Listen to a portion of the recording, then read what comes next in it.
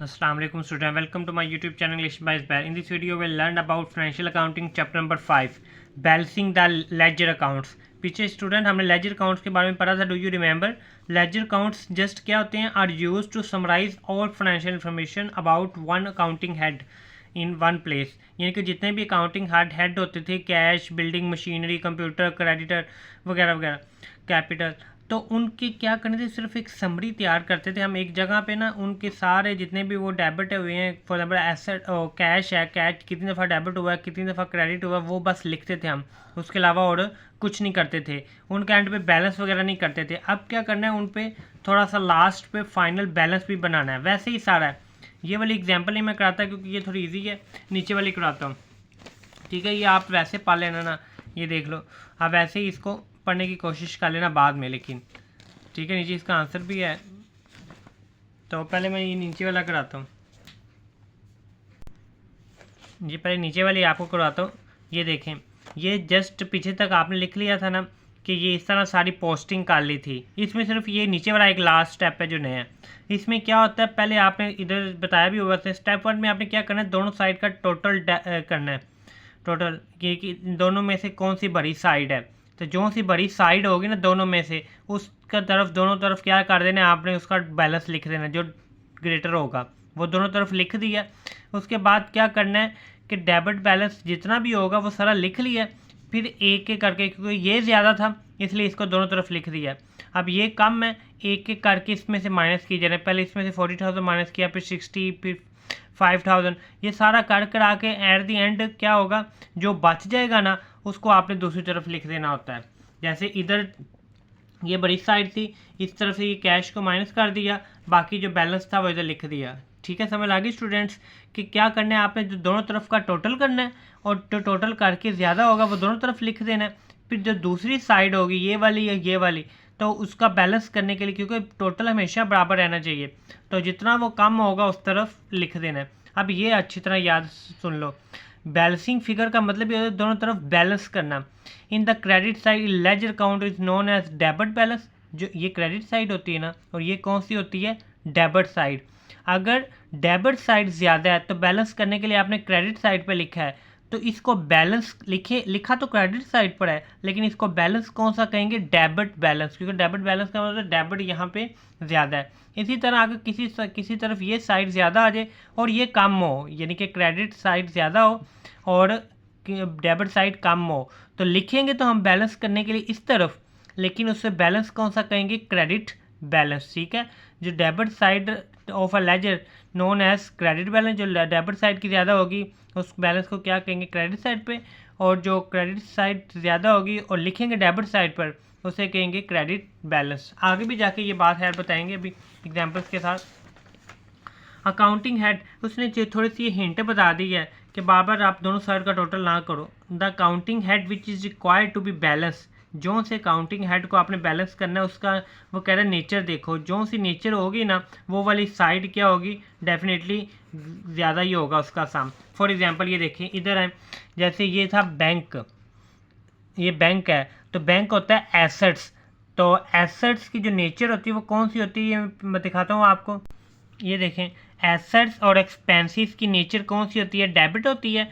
Honour equity, liability और income की nature कौन सी होती है, तीनों की क्रेडिट होती है. तो इसका मतलब है कि एसेट्स वाली ये जो सारी चीज़ें हैं, एसेट्स वाली ये, इनका आप जब बना रहे होगे लेजर, तो ये डेबिट बैलेंस इनका होता है, नेचर इनकी डेबिट होती है, तो इनका डेबिट वाली साइड ही हमेशा ज़्यादा रहनी चाहिए. एक्सपेंसेस का बना रहे हो तो इसकी नेचर भी डेबिट होती है, तो डेबिट वाले इनमें से सैलरी का बना रहे हो, रिपेयर का बना रहे हो, कमीशन का बना रहे हो, किसी का भी बना रहे हो, तो इनकी डेबिट साइड ही हमेशा ज़्यादा रहनी चाहिए. ओनर इक्विटी में इनमें से किसी का बना रहे हो तो इनकी नेचर दिखाइए क्रेडिट होती है, तो क्रेडिट बैलेंस ही ज़्यादा होगा. इन तीनों की क्या होती है, क्रेडिट नेचर होती है, तो इसमें हमेशा ही आप क्या देखोगे, क्रेडिट साइड ही ज़्यादा होगी. अगर नहीं आ रही ना तो इसका मतलब आपने कोई प्रॉब्लम की हुई है क्वेश्चन में.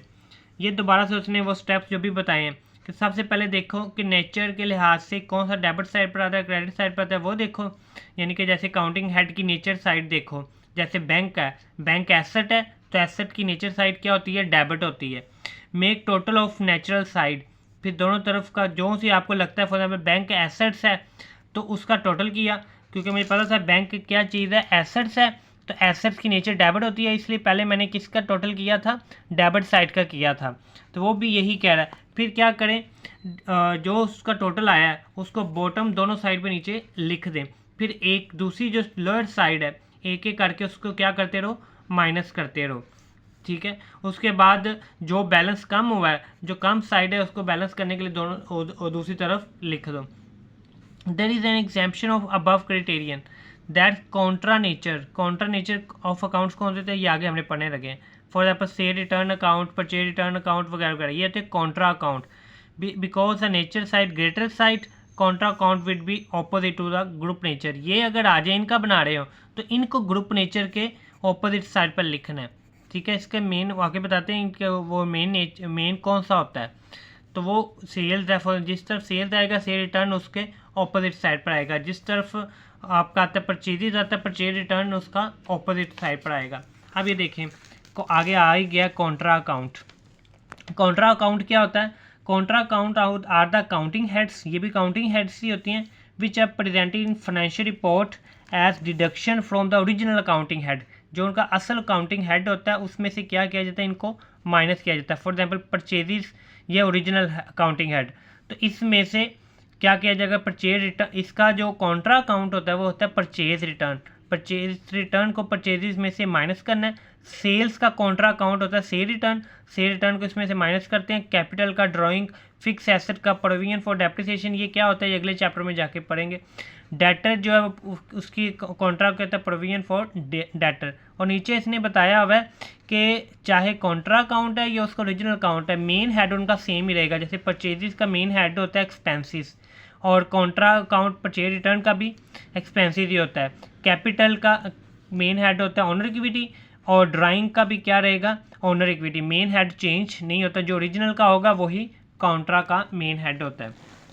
ये आगे उसने ना 5 पीछे हमने क्वेश्चन जो किया था 5.1, वहाँ पे हमने बैलेंस नहीं किया था, यहाँ पे उसने बैलेंस किया हुआ है। फॉर एग्जांपल ये देखें ये बैंक अकाउंट बनाया था, ये जस्ट हमने इसका क्या किया था, लिख दिया था देख के कौन सी डेबिट साइड पर आनी है कौन सी क्रेडिट साइड पर आनी है, तो बैलेंस नहीं किया था।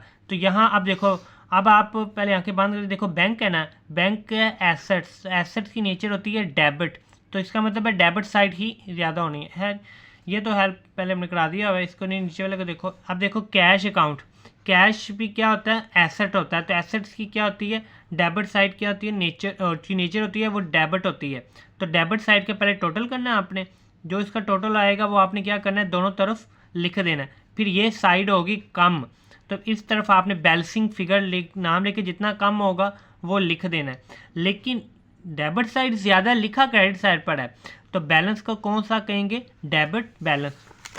ये देखें कैश अकाउंट मैंने कहा था ये ज़्यादा होगा, इसको दोनों तरफ लिख दिया। ये था कम, तो बैलेंस के नाम से जितना कम था वो जो लिख दिया। तो अब इसको बैलेंस कौन सा कहेंगे, डेबिट बैलेंस। क्यों, क्योंकि कैश एसेट है और एसेट की नेचर डेबिट होती है, इसलिए डेबिट साइड ही हमेशा ज़्यादा आनी थी। लेकिन कैपिटल, अब देखो कैपिटल की नेचर, तो कैपिटल का हेड होता है ओनर इक्विटी, तो ओनर इक्विटी की नेचर क्या होती है, क्रेडिट होती है, तो डेफिनेटली क्रेडिट साइड ही ज़्यादा आनी थी। ये देखो इन दोनों का टोटल इधर लिखा हुआ है, दोनों तरफ लिख दिया, तो ये साइड कम थी, इस तरफ बैलेंस आ गया। ठीक है, आई होप कि समय लग रही होगी। तो एक दफ़ा आप देख लें, आपने वो क्वेश्चन से एक दफ़ा इसको बैलेंस करने की कोशिश कर लेना।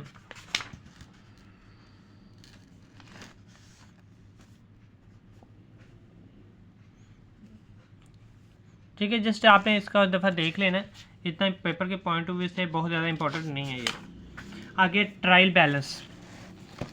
ट्रायल बैलेंस क्या होता है, मियरली सिर्फ a list of balance extracted from the ledger containing final balance of each counting head, कि जो काउंटिंग हमने लेदर काउंटिंग हेड बनाए हैं ना, उनका जो टोटल निकाल के ना उसको एक जगह पे लिखना, उससे क्या कहते हैं, trial balance. For example bank का ये बात बता दें, ठीक है, समझ लगी ट्रायल बैलेंस क्या होती है। इस तरह उसने क्या सिर्फ बैलेंस से, जैसे जनरल से लेजर में पोस्टिंग की थी, फिर लेजर से आगे अब किस में उसका बैलेंस डाल रहे होते हैं, ट्रायल बैलेंस में। ठीक है, उसने कहा ये सिर्फ बैलेंस लेजर अकाउंट से निकाल के यहाँ पे एक लिस्ट में बनाई जाती है। In trial balance all accounting has debit balance are plotted to debit side, और जो लेफ्ट हैंड साइड, और जो क्रेडिट होगा उसको कहाँ लिखेंगे, राइट हैंड साइड पे।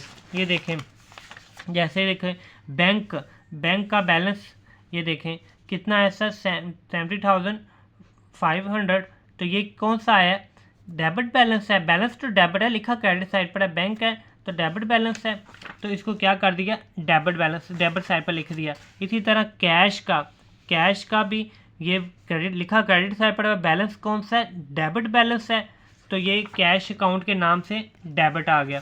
इसी तरह कैपिटल का क्या होता है, लिखा क्रेडिट साइड पर है और हाँ डेबिट साइड पर है, तो बैलेंस कौन सा होता है, ये क्रेडिट होता है, तो क्रेडिट यानी कि राइट साइड पे 2,40,000 आ जाएगा कैपिटल के राइट साइड पर। ठीक है, समझ लग रही बात की। इस तरह आप उधर से देख के जस्ट यहाँ पे पुट करना होता है, जो सा बैलेंस होगा, साइड नहीं मैं कह रहा, जो सा बैलेंस होगा वो, अगर डेबिट बैलेंस आया किसी का तो लेफ्ट साइड पर लिख देना, और क्रेडिट बैलेंस आया तो क्रेडिट साइड पर लिख देना। आगे ये थोड़ा सा इसने एडवांटेज बताया हुआ है, एमसीक्यू में पूछ सकता है कि सिर्फ sole purpose of preparing trial balance तैयार करने का एक ही मकसद है, सिर्फ लेजर बैलेंस को एक ही शीट पे यानी कि एक जगह पे सारे लिख दो। वो इतने दो वजह से वो देखो 2-3 सफ़े भरे हुए थे, ये आधे सफ़े के अंदर सारा बैलेंस आ गया, तो ये बस एक जगह पे लिखना। और इस दूसरा किस लिए बनाई जाती है, अर्थमेटिक यानी कि कोई मैथमेटिकली कोई गलती तो नहीं हुई उसके लिए ये किया जाता है। तो ये देखा जाता है कि डेबिट बैलेंस और क्रेडिट बैलेंस हमेशा क्या रहना चाहिए, इक्वल रहना। अगर नहीं ना गया तो इसका मतलब बुक कीपिंग के दौरान आपने कोई ना कोई अर्थमेटिक गलती कर दी हुई है। और नीचे इसका डिसएडवांटेज है, ट्रायल अगर इसके अंदर कोई गलती हो गई, अर्थमेटिक बराबर ही नहीं आई, कोई मैथमेटिकली बराबर नहीं आया, a trial balance can not indicate error bookkeeping, हमें एरर नहीं बताता, ये इसका सबसे बड़ा नुकसान है कि एरर हुआ क्या था। For example omission of complete transaction for recording, या तो आप कुछ लिखना ही भूल गए हो तो उसने ये भी नहीं आपको बताना, डेबिट वाली साइड को क्रेडिट पे लिख दिया, क्रेडिट को डेबिट साइड पे अमाउंट लिख दिया जल्दी में, उसने ये भी नहीं बताना। Passing correct journal entry with wrong amount, entry तो आपने सही लिख दी थी पर उसकी अमाउंट गलत लिख दी है, तो ये ऐसी एंट्रियाँ ये कुछ भी नहीं बताता, कोई गलतियाँ नहीं बताता, बस बैलेंस अनबैलेंस हो जाता है तो दुरुस्त करके नहीं बताता।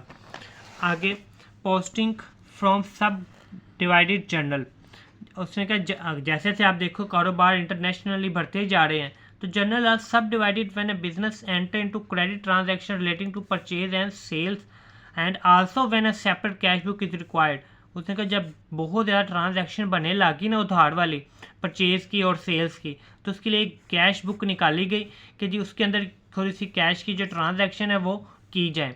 The mechanism of posting process from subdivided journal into relevant ledger account is somewhat different from posting. उसने कहा इसके अंदर जो आप करते हो ट्रांसफ़र, वो दूसरे जो ट्रांसफ़र करते हैं उससे थोड़ा सा डिफरेंट है। ये छोड़ो बड़ा, posting from purchase journal into main ledger, credit transactions of purchase are recorded in purchase journal, ये पीछे पढ़ लिया हुआ है। क्रेडिट ट्रांजैक्शन जो परचेज की उसी परचेज जर्नल में करते थे, तो उसने कहा था कुछ जो ना करते करते ना क्रेडिट की जो ट्रांजैक्शन होती थी वो रह जाती थी, वो सारी नहीं होती थी, उस वजह से क्या हो जाता था, मसला ऐसा वो फिर हड़ाबी बैलेंस इक्वल नहीं आता था। ये देखें, ये फॉर एग्जाम्पल ये परचेज़ का जर्नल था, जिससे उसने परचेज़ की ना वो सारी एक दफ़ा लिख ली। अब ये उधार की परचेज़ की बात हो रही है, बड़ा इजी काम है, आप इधर से ध्यान के देख लो, ये सारी परचेज़ की उसने लिख ली हैं। तो ये आपको पता है जब हम उधार परचेज़ करते हैं तो हम एंट्री क्या करते हैं, परचेज़ अकाउंट डेबिट और क्रेडिटर अकाउंट क्रेडिट।